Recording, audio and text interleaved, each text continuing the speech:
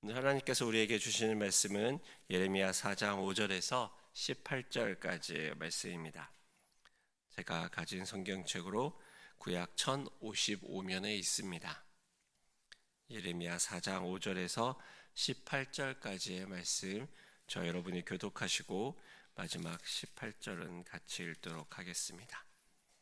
예레미야 4장 5절에서 18절까지의 말씀 교독하겠습니다. 너희는 유다에 선포하며 예루살렘에 공포하여 이르기를 이 땅에서 나팔을 불라하며 또 크게 외쳐 이르기를 너희는 모이라 우리가 견고한 성으로 들어가자 하고 시온을 향하여 깃발을 세우라 도피하라 지체하지 말라 내가 북방에서 재난과 큰 멸망을 가져오리라. 사자가 그 숲풀에서 올라왔으며 나라들을 멸하는 자가 나와왔을 때 내 땅을 황폐하게 하려고 이미 그의 처소를 떠났은즉 내 성읍들이 황폐하여 주민이 없게 되리니 이로 말미암아 너희는 굵은 배를 들고 애곡하라. 이는 여호와의 맹렬한 노가 아직 너희에게서 돌이키지 아니하였음이라. 여호와의 말씀이니라. 그날의 왕과 지도자들은 낙심할 것이며 제사장들은 놀랄 것이며 선지자들은 깜짝 놀라리라. 내가 이르되 슬프도소이다 주 여호와여 주께서 진실로 이 백성과 예루살렘을 크게 속이셨나이다. 이르시기를 너희에게 평강이 있으리라 하시더니 칼이 생명에 이르렀나이다. 그때 이 백성과 예루살렘에 전할 자가 있어서 뜨거운 바람이 광야에 있는 헐벗은 산에서 내 딸 백성에게 불어온다 하리라. 이는 키질하기 위함도 아니요 정결하게 하려 함도 아니며 이보다 더 강한 바람이 나를 위하여 오리니 이제 내가 그들에게 심판을 행할 것이라. 보라 그가 구름같이 올라오나니 그의 병거는 해오리 바람 같고 그의 말들은 독수리보다 빠르도다. 우리에게 화 있도다. 우리는 멸망하도다 하리라. 그래서만 내 마음의 악을 씻어 버리라. 그리하면 구원을 얻으리라. 내 악한 생각이 내 속에 얼마나 오래 머물겠느냐. 단에서 소리를 선포하며 에브라임 산에서 재앙을 공포하는도다. 너희는 여러 나라에 전하며 또 예루살렘에 알리기를 에워싸고 치는 자들이 먼 땅에서부터 와서 유다 성읍들을 향하여 소리를 지른다 하라. 그들이 밭을 지키는 자같이 예루살렘을 에워싸나니 이는 그가 나를 거역했기 때문이니라. 여호와의 말씀이니라.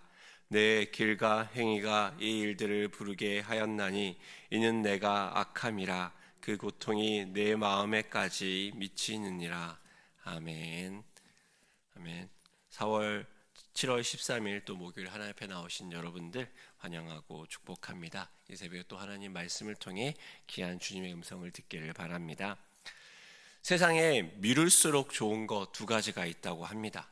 하나는 죽음이고요. 또 하나는 결혼이라고 합니다. 왜 하나가 결혼인지 여러분들은 아실 것이라 생각합니다. 또 미룰수록 안 좋은 것도 있다고 합니다. 하나는 아픈 것이며 또 하나는 충치 치료라고 합니다. 아픈 것을 미루면 미룰수록 고생한다고 합니다. 제가 처음 우리 교회에 왔을 때 그때만 해도 담임 목사님이 귀 면접을 보셨습니다. 귀를 보시고 어디가 아픈가 이렇게 살펴보셨던 것입니다. 그때 제 귀를 보고 두 가지를 이야기하셨습니다. 협심증이 있구만, 거북목이기도 하고. 죄송한 말씀이지만 그때 담임 목사님의 이야기가 제 귀에는 잘 안 들어왔습니다. 그때도 저도 30살이었기 때문입니다. 아버지가 협심증으로 쓰러지신 적은 있었지만 저와는 상관없는 이야기라 생각했습니다. 하지만 최근 몇 년 전부터 협심증 약을 계속해서 저도 먹고 있습니다. 힘든 시간을 보낼 때 심장이 조여오는 고통이 있어 병원을 갔더니 그때 병원에서 협심증이라고 이야기를 하며 약을 주었기 때문입니다. 게다가 작년에 49에 지나지 않는 막내 삼촌이 협심증으로 생을 달리하면서 더욱더 저는 그 병에 예민해져 가는 것 같습니다. 거북목도 사실 저는 별로 생각이 없습니다. 근데 이게 죄송한 표현이지만 나이가 들어가면서 문제가 됩니다. 40이 지나며 슬슬 아프기 시작합니다.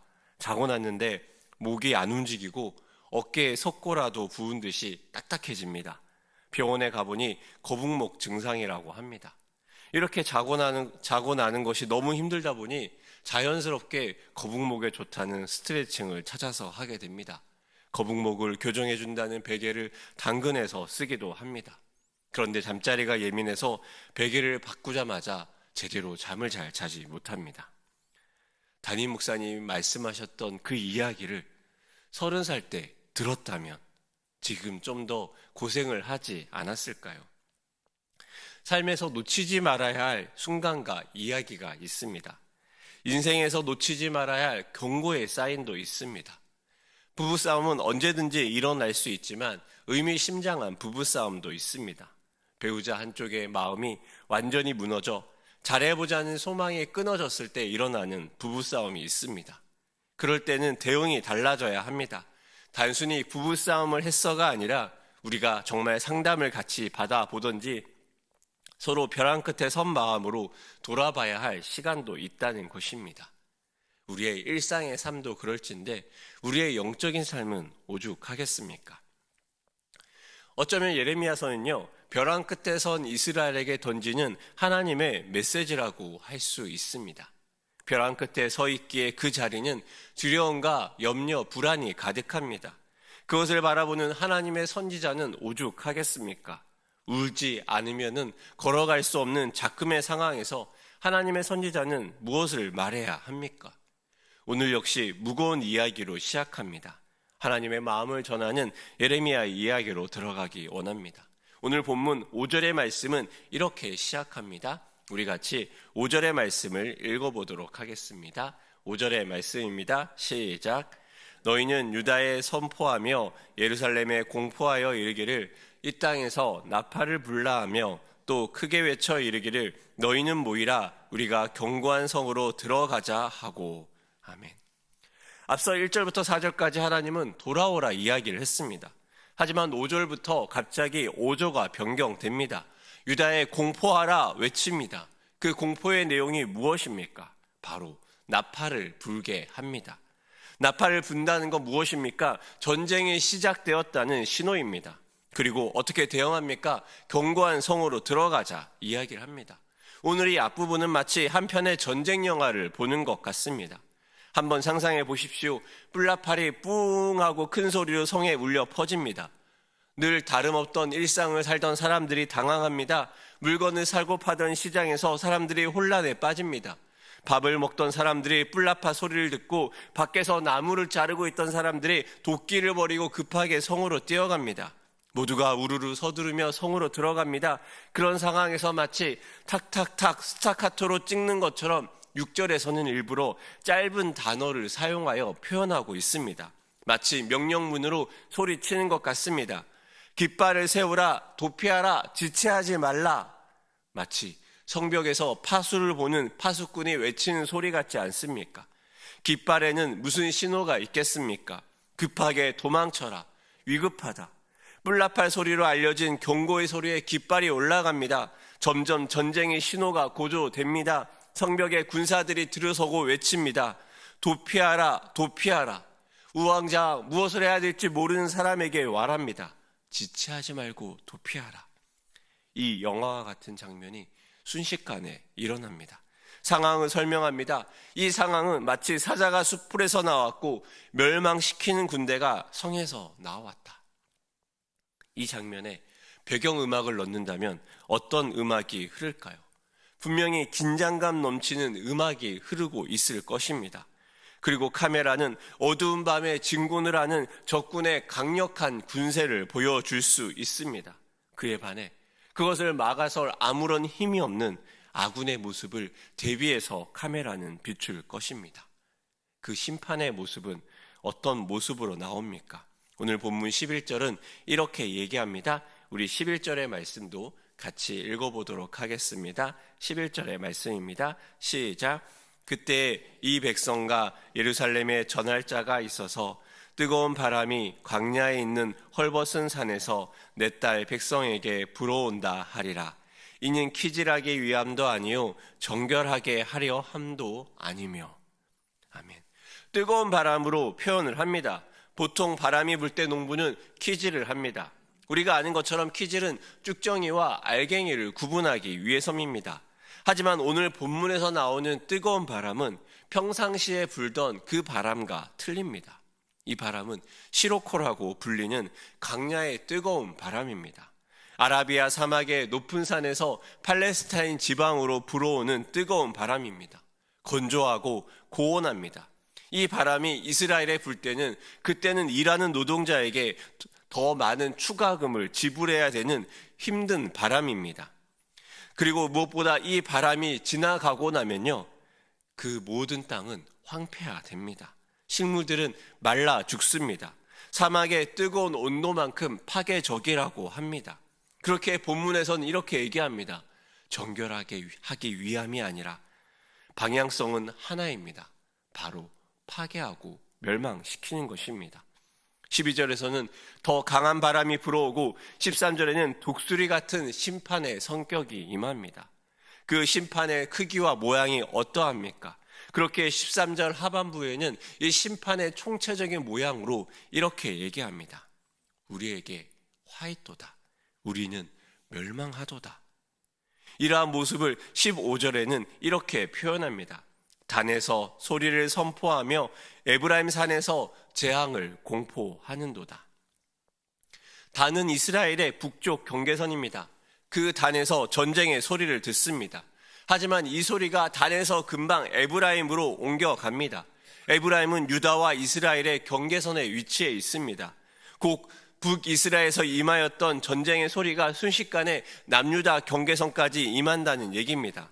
빠르고 놀랍도록 전쟁이 임하고 파괴가 시작된다는 말입니다. 우리는 앞서 예레미야 1장에서 끓는 가마의 환상을 보았습니다. 북에서부터 기울어진 끓는 가마가 북방에서부터 시작되어 남쪽으로 흘러 들어갈 것에 대해 이야기했습니다. 그리고 오늘의 본문은 그 이야기가 구체화됩니다. 무엇입니까? 파괴와 멸망과 전쟁의 사이렌이 계속해서 울린다는 이야기입니다. 계속해서 급박한 전쟁의 상황이 일어나고 펼쳐질 것이라 이야기하며 구체적으로 그 상황이 설명되는 것입니다. 중일 전쟁이 있었습니다. 일본 제국의 가격한 군사적 행동이 일어납니다. 이것을 지켜보던 미국은요, 일본을 대상으로 경제 제재를 시작합니다. 석유 금수 조치와 절감 수출 제한을 시작합니다. 그리고 1941년 12월 7일 조용하던 미국의 진주만에 순식간에 사이렌 소리가 울려 퍼집니다. 사이렌 소리보다 먼저 진주만에 급습한 항공모함 6척에서 미국의 태평양 함대를 기습 공격합니다. 선전포고 없던 기습 공격으로 미국은 큰 손실을 입습니다. 예상치 못하였기에 미국의 강력한 태평양 함대 12척은 큰 피해를 받습니다. 2334명의 미군이 사망하였고 미처 대비하지 못한 민간인도 무려 103명이 사망합니다. 이로 인해서 지금까지 세계대전에 간망하고 있던 미국은 본격적으로 전쟁에 참여합니다. 갑작스러운 재앙이 진주만에 임했기 때문입니다. 경고의 사이렌과 전쟁의 폭격은 그렇게 시간 차이가 없이 순식간에 일어납니다. 그곳에 있던 사람들은 그저 살기를 바랄 뿐입니다. 예레미야가 말하는 이 심판의 선포는 어떻습니까? 이미 1장에서 심판의 선포는 일어났습니다. 그 말을 들었던 사람들은 어떻게 행동했습니까? 9절은 이야기합니다. 여호와의 말씀이니라 그날의 왕과 지도자들은 낙심할 것이며 제사장들은 놀랄 것이며 선지자들은 깜짝 놀라리라. 하나님의 전쟁의 선포와 경고가 일어났습니다. 그렇지만 왕과 지도자는 이것을 보며 낙심합니다. 왜 그렇습니까? 어쩌면 그들은 행복회로를 돌리고 있었지 모릅니다. 왕들은 국제 정세를 보며 아수르에 대적하는 바벨론, 그 바벨론에 대적하는 국제 무대 속에서 그들은 이렇게 바벨론이 급속하게 힘을 얻어 공격해 왔을 줄 몰랐을 것입니다. 그들은 헛된 계획을 세우다가 이 심판의 현실을 보며 낙심했을지 모릅니다. 제사장들은 어떻습니까? 하나님을 떠난 아수르의 신들을 섬기기도 하며 하나님을 섬기기도 합니다. 무엇에든지 좋은 일이 일어나도록 종교적인 행동을 마다하지 않았습니다. 그럼에도 그들의 기대와 소망은 이루어지지 않고 하나님의 심판과 멸망이 갑작스레 임합니다. 선지자들은 어떠했습니까? 그들은 자신을 속이고 하나님을 속이고 있었습니다. 하나님의 심판의 메시지에 눈을 감고 평화가 임할 것이라 백성들을 속이고 하나님을 속이고 자신을 속였습니다. 마침내 그들이 기대하지 않았던 심판이 임합니다. 이 선포에, 이 사이렌 소리에 귀를 이울인 사람은 없습니다. 그러하게 10절의 말씀은 더 가슴 아픕니다. 우리 10절의 말씀 같이 읽어보도록 하겠습니다. 10절의 말씀입니다. 시작. 내가 이르되 슬프도소이다 주 여호와여, 주께서 진실로 이 백성과 예루살렘을 크게 속이셨나이다. 이르시기를 너에게 평강이 있으리라 하시더니 칼이 생명에 이르렀나이다. 아멘. 예레미야는 심지어 하나님께서 이 백성과 예루살렘을 크게 속이셨나이다, 이렇게까지 이야기합니다. 하나님이 유다를 속이셨습니까? 하나님은 분명히 경고했습니다. 경고하고 또 경고했습니다. 그럼에도 그 말을 듣지 않고 청개구리처럼 반응했던 이스라엘은 이렇게 얘기합니다. 하나님이 우리를 속이셨다. 지금까지 평강을 이야기하고 평강만을 믿다가 칼이 생명에 이르릅니다. 이 지금의 상황들이 어떤 상황입니까? 심판을 하나님이 선포합니다. 그 말을 들은 사람들은 하나님 말을 무시하고 스스로를 합리화하고 스스로를 속였습니다. 하나님이 그러지 않을 것이라 속입니다. 국제 정세를 보며 그런 일은 일어나지 않을 것이라 그들의 눈을 막습니다. 모든 원인과 결과를 하나님 탓으로 돌리며 이 사람들은 스스로를 합리화합니다. 그렇게 이 급박한 사이렌 소리에 반응할 수 있는 힘이 없습니다. 하나님이 이렇게까지 심판을 이야기하는 이유는 무엇입니까? 오늘 본문에 반복되는 말이 있습니다. 14절에 하나님은 심판의 원인으로 내 마음의 악한 생각을 지목합니다. 게다가 18절에는 내 길과 행위가 악하다 선포합니다. 행위와 길을 넘어서 너의 존재 자체가 악하다라고 선포합니다. 이 악함의 모습은 무엇입니까? 17절은 이렇게 얘기합니다. 그들이 밭을 지키는 자 같이 예루살렘을 에워싸나니 이는 그가 나를 거역했기 때문이니라. 여호와의 말씀이니라. 하나님을 거역하는 것, 그곳에서 악이 시작됩니다. 하나님을 거역하는 유다가 그렇게 하나님을 떠나 다른 길로 가고 스스로를 속이고 길과 행위가 악함을 넘어 그 존재가 악함까지 이르릅니다.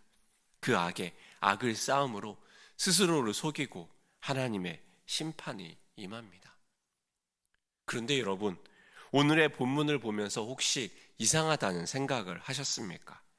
하나님이 심판으로 이스라엘을 때리려고 작정하셨다면 때리면 되는데 하나님은 계속해서 원인을 찾고 원인을 이야기하고 악을 지목하고 내가 나를 거역했다라고 계속해서 설명을 하십니다. 왜 자녀가 잘못해서 참다 이제 정말 경고하였던 체벌을 하면 되는데 그 체벌을 하는 순간에도 계속 이유와 원인을 설명합니다. 왜 그렇습니까? 체벌을 할지라도 그 체벌이 임하는 중이라도 돌이키라는 말 아니겠습니까? 하나님이 너희가 행하는 악, 하나님을 거역하는 행위들, 우리의 생각으로 하나님 뜻을 거스리며 심판이 임하지 않을 거라 속이며 하나님의 사이렌 소리에 귀를 막지 않는 이스라엘을 향하여서 그들 스스로 심판과 멸망의 길을 가는 그들로 향하여서 하나님은 심판을 이야기하면서도 계속해서 돌이킬 것을 요구하는 것 아니겠습니까? 어쩌면 이렇게 하나님의 소리를 들으며 길을 막는 것이 우리의 모습 아니겠습니까? 어리석게도 죄의 길로 가고 하나님을 거역하면서도 이것이 죄라는 인식이 처음엔 있을지라도 하나님을 떠나 때로는 굳건한 거역과 고집과 불순종으로 하나님이 아닌 다른 삶을 살아가고 있는 것, 하나님이 그러지 말라고 경고함에도 불구하고 듣지 않고 내 스스로의 고집 속에 벗어나지 않는 그 모습이 우리의 모습은 아닙니까? 사랑하는 일산 충신의 여러분, 우리 역시 불순종하며 거역하는 하나님의 백성은 아닙니까? 우리의 길과 우리의 모습은 어떠합니까? 하나님이 이야기하였던 하나님의 길을 따르고 있습니까? 심판이 임하지 않을 것이라 우리의 삶에 그 악이 아니라고 스스로를 속이며 우리의 고집의 길을 걸어가고 있지 않습니까?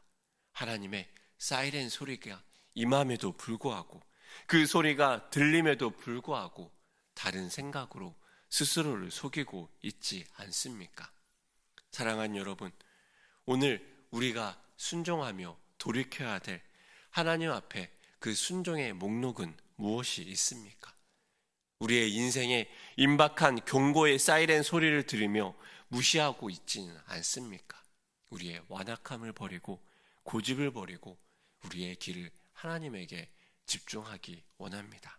하나님의 사이렌 소리는 우리에게 무엇을 이야기합니까? 우리의 길을 열고 순종으로 오늘 하루를 살아가는 일산 충신의 귀한 성도님 되시기를 축복합니다. 그 하나님 앞에 돌이키는 은혜가, 그 하나님 앞에 순종하는 은혜가 있는 오늘 하루가 되시기를 축복합니다. 함께 기도하겠습니다. 하나님 아버지, 이스라엘이 그 하나님의 경고의 사이렌을 들음에도 불구하고 그들의 길을 막고 스스로를 합리화하며 하나님 자신을 속이고 있었습니다. 악한 길과 행위를 돌이키지 않았고 그 임박한 멸망의 소리에도 그들은 귀를 기울이지 않았습니다. 하나님 아버지, 이러한 모습이 우리의 모습은 아닙니까? 그럼에도 불구하고 돌이키라 말씀하시는 우리의 잘못을 지적하신 하나님의 그 마음이 무엇인지 우리 가운데 깨닫게 하여 주시옵소서. 그리하여서 오늘 하루 우리의 귀를 막고 눈을 막던 그 합리화를 벗어던지고 하나님 앞에 순종으로 나아가며 아버지 순종으로 하나님 마음을 알아가는 우리 한 사람 한 사람 되도록 주님 도와 주시옵소서. 오늘 하루 우리가 귀를 기울여야 될 순종의 목록은 무엇이 있습니까? 죄인 줄 알면서 떠나지 않던 우리의 악한 길이 있다면 주님 돌이키게 하여 주시고 하나님 한 분을 향하여서 다시 한번 순종의 길을 굳건하게 걸어갈 수 있는 믿음의 백성들 될 수 있도록 하나님 한 분 한 분 붙들어 주시옵소서. 그리하여 오늘 하루가 순종의 길이 될 수 있도록 주여 축복하여 주시옵소서. 감사드리며 예수님의 이름으로 기도합니다. 아멘.